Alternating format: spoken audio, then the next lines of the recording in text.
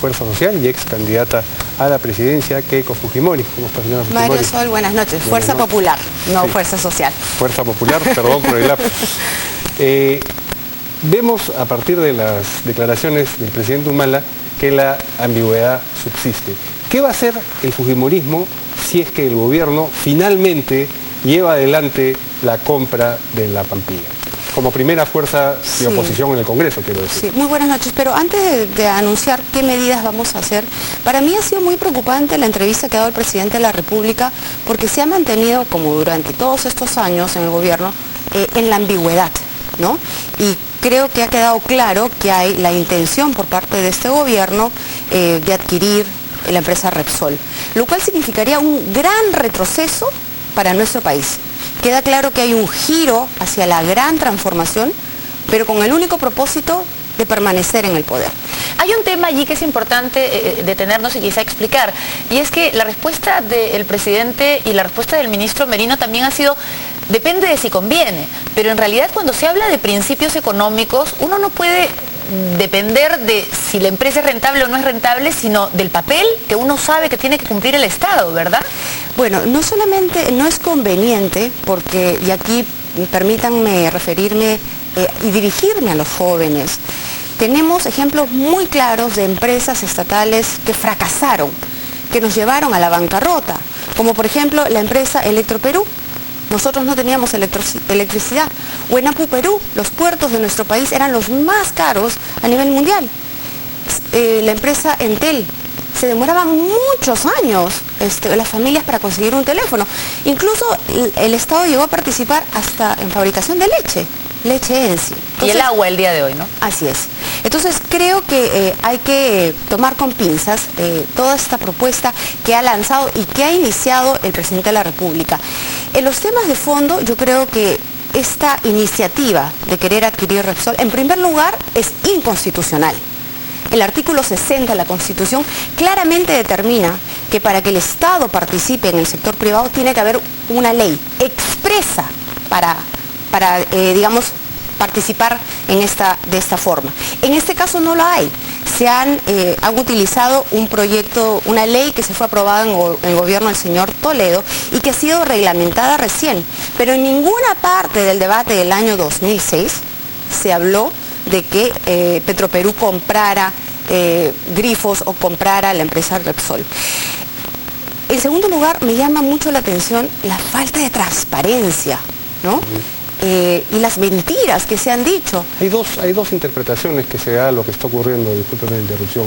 Por un lado hay quienes entienden esto como un giro ideológico, por otro lado hay quienes piensan que lo que está ocurriendo es una medida, una maniobra para tener luego fondos y financiar alguna forma de campaña que permita permanecer en el poder a quienes hoy día de alguna manera ya están en él. ¿Usted se inclina por una de esas dos lecturas o cree que es una combinación de ambas posibilidades o nos ofrece una tercera? Yo creo que es una combinación de ambas, definitivamente, lo dije al comienzo, es un giro hacia la gran transformación, pero con el objetivo de quedarse en el poder. ¿Y cómo se quedarían en el poder? Pues manejando los precios de los grifos para que la aprobación de la pareja presidencial suba. Medidas populistas, en otras palabras, y lo que otros dicen caja chica. Usted mencionó el tema de la ley. Dijo que la Constitución prohíbe este tipo de papel del Estado ahora y que hubieran requerido una ley que no tienen y se están aprovechando de una interpretación de una ley. Pero ya que hablamos de leyes, entonces es el Congreso el que tendría en sus manos, como lo tuvo en el momento de la estatización de la banca, la posibilidad de darle tranquilidad al país en este momento. ¿Cómo? Dando una ley que aclare esto y que verdaderamente establezca que no se puede hacer este tipo de aventuras empresariales cuando ese no es el modelo que nos ha sacado de una desgracia consistente en el pasado, ¿no? Sí, efectivamente, vuelvo a repetir, no solamente se necesita una ley, creo que es inconstitucional el que este gobierno intente adquirir Repsol sin haber pasado por el Congreso. Creo que hay una gran falta de transparencia, porque por un lado el primer ministro negó en su momento que no era prioritario este tema, pero al día siguiente salió el ministro de Economía reconociendo que se estaban en tratativas.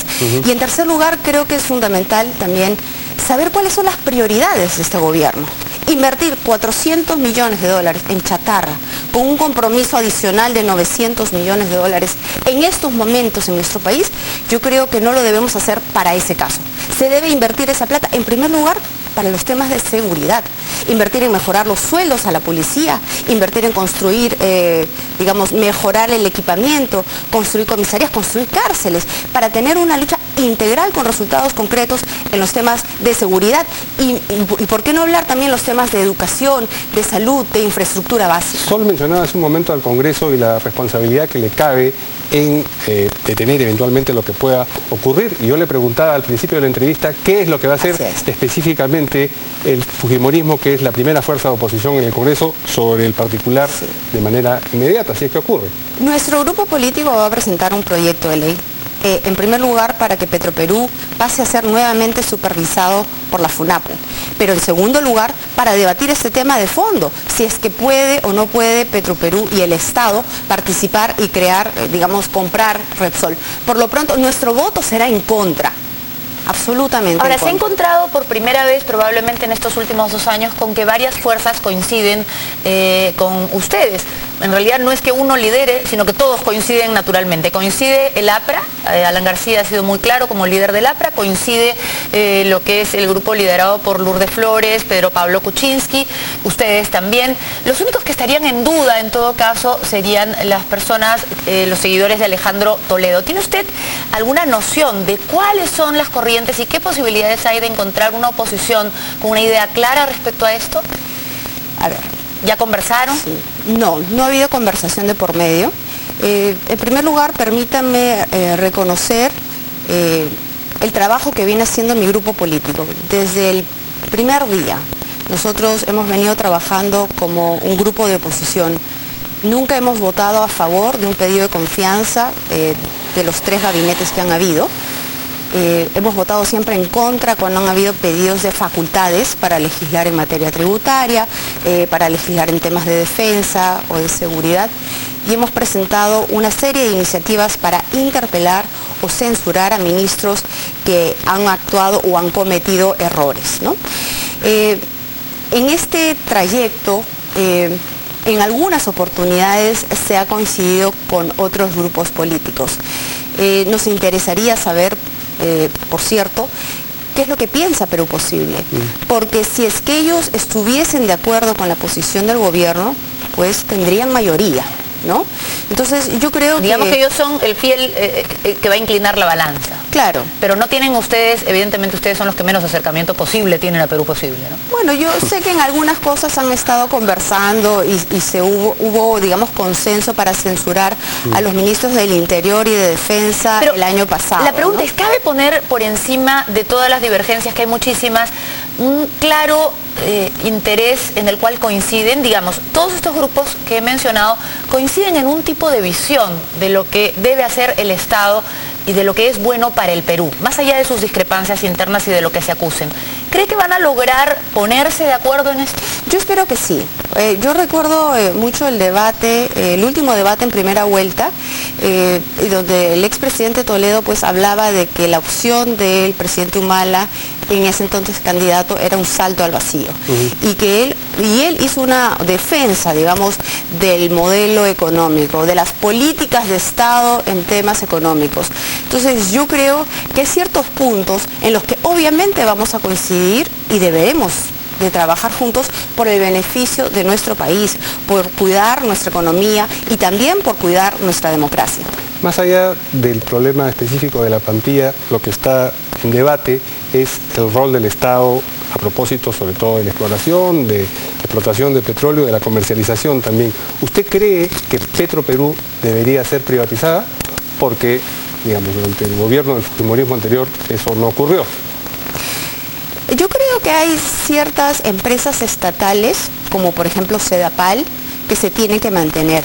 Y en este caso Petroperú también tiene a su cargo la refinería de Talara. Lo que en todo caso debería hacer Petroperú es inyectarle muchos recursos y modernizar la refinería de Talara, porque de este trabajo pues viven miles de personas en la región de Piura. Entonces, yo no critico la naturaleza de una empresa estatal, pero creo que está demostrado, sobre todo a lo largo de nuestra historia, que normalmente el Estado es un mal empresario. No quiero dejar de preguntarle, antes de despedirnos, por el tema de la candidatura de Nadine Heredia. Se ha publicado una encuesta en la cual las ponen como las de mayor fuerza en una primera vuelta, pero ya la pondrían a ella como ganadora en una eventual segunda vuelta. El presidente Humala ha declarado hoy día nuevamente en su forma críptica de referirse al tema que esto no está en el tapete, en agenda o algo por el estilo. Pero lo cierto es que está, me imagino, dando vueltas, ¿verdad? ¿Qué piensa de eso? No solamente, digamos, le preguntaron por el tema, sino le hicieron la pregunta específica, ¿por qué usted, digamos, no zanja este tema, ¿no? Y él específicamente dejó nuevamente, como muchos de los temas, en la ambigüedad. La ley claramente indica que la señora Nadine Heredia tiene un impedimento legal y constitucional. Yo creo que le haría bien, digamos, a la pareja presidencial zanjar ese tema. Si es que ellos deciden postularla, pues en todo caso que presenten un proyecto de ley, que lo hagan de manera transparente y que sea más cuidadosa en la utilización de los recursos del Estado. Y si es lo contrario, pues que lo diga de una manera abierta, transparente, desde ahora. ¿Y esa ley no es negociable ni siquiera con la libertad de su padre? De ninguna manera. La libertad de mi padre es un tema de principio. La familia presentó esta solicitud por propuesta del propio presidente. Pero si le dicen, ya, apóyennos en esa ley y indultamos a su padre. De ninguna manera. El tema de mi padre no se negocia de ninguna manera con ningún tema. Finalmente, a fin de marcar un contraste con esa ambigüedad, ¿usted nos puede afirmar hoy día si es que va a postular o no en el 2016? Bueno, eso se va a ver más adelante, pero de todas maneras Fuerza Popular, el fujimorismo va a participar y agradecemos las simpatías y el respaldo que tenemos, que nos muestra pues que estamos en un primer lugar por el trabajo silencioso que hacemos, por este compromiso con la seguridad, con los sectores más populares de nuestro país. Y seguimos trabajando ahora en el fortalecimiento de Fuerza Popular, el único partido del fujimorismo. Muy bien, le agradecemos a la